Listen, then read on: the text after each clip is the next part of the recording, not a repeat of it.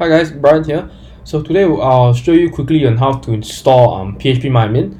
So phpMyAdmin is a lot better for MySQL stuff. So you can manage your own your MySQL database through a website instead of actually doing everything through the command line. So prerequisites are you need to have the LAMP stack, so Apache and PHP, and yeah, that's about it. You only need these two to install phpMyAdmin. So let's get started. So you want to get your terminal out. Oops, that's VS Code, and you want to update it first. So I've already done that. As you can see, this is my LAMP stack installation. And yeah, so you want to type sudo apt-get install. So this is on 16.04, and things might change depending on which version of Ubuntu you're on. So this is Ubuntu. You can do it for Debian as well. So it's going to vary a little, but the steps are pretty much the same. So install phpMyAdmin, php-bm string, and php-get tag. So web server you want to configure. So it's going to configure the web server for you automatically. So you want to select Apache, press tab, and click OK. Wait, hold on. So it's going to unpack all the Apache stuff. So while we're doing that, it's actually going to also ask us to set up a database.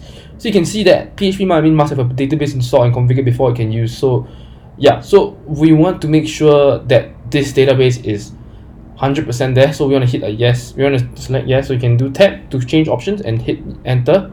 And we want to type in a password. So let's just type in the password. So this is going to be our password for phpMyAdmin. Click OK and we type it again. OK and done. So it's going to create the password, and we're actually going to set up the PHP stuff. So once we're done with that, you want to actually enable the PHP mods. So PHP has mods as well, so like mods, and basically you want a PHP end mod, and then you need these two mods. So encrypt, so this is mcrypt. So hit that, enter, and so that's enabled. And then PHP end mod mb string. So you need these two mods enabled explicitly.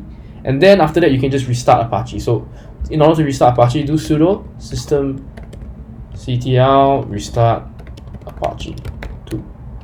And then once we go back to our website, right, you should be able to see phpMyAdmin. So if this doesn't work, I do have a debug problem.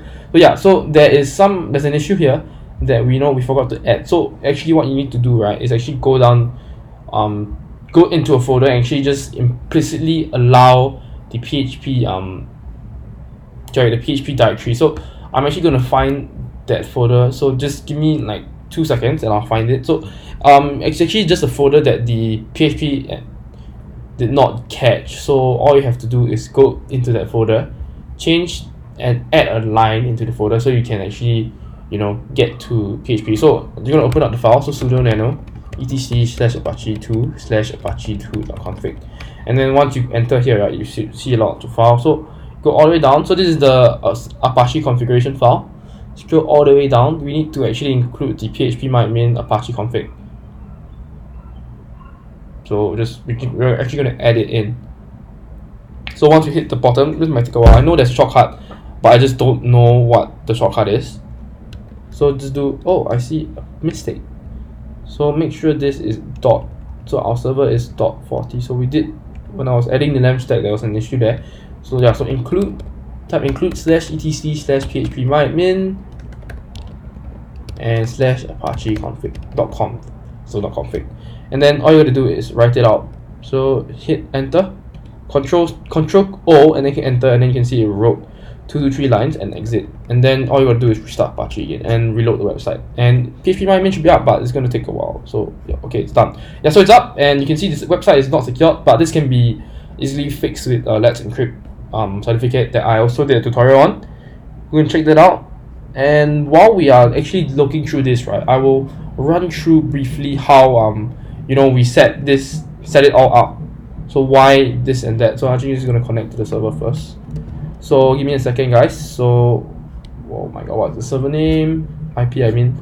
So 178.128.12.40. So I'm gonna connect to the server, and we're gonna actually show you. I'm gonna show you what is going on. So because PHP is not in your Apache root directory, right?